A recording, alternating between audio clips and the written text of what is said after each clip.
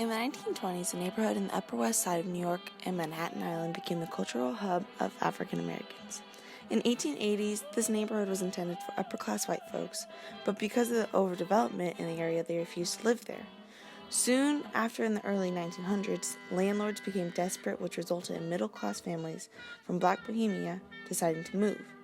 This sparked an outrage in the white community, causing them to fight because the Black folks occupied the neighborhood. In 1916, 6 million African Americans diffused to Harlem and the surrounding areas. This was known as the Great Migration. Throughout the suffering of poverty, overcrowding, and unemployment rose the Harlem Renaissance, where literary and artistic movements of African American culture prospered.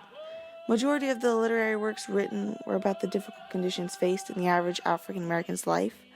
Claude McKay's Harlem Shadows, released in 1922, and Jean Toomer's Crane in 1923, were the earliest works of poetry that became popular.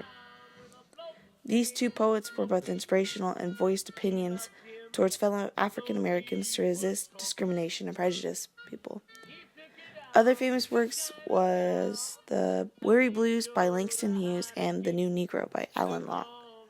The 1920s was known as the Jazz Age.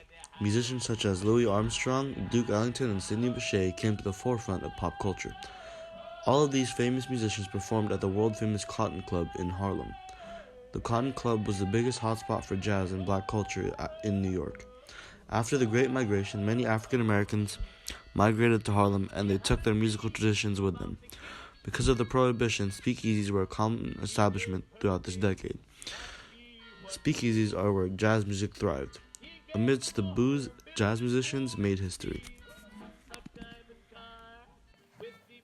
Sadly, the stock market crash took its toll on the small neighborhood in 1923 and wavered up until the end of Prohibition in 1933. And in 1935, the Harlem Renaissance finally ended when residents started seeking new opportunities in housing. Riots also broke out, which led to hundreds being injured and money wasted on property damage.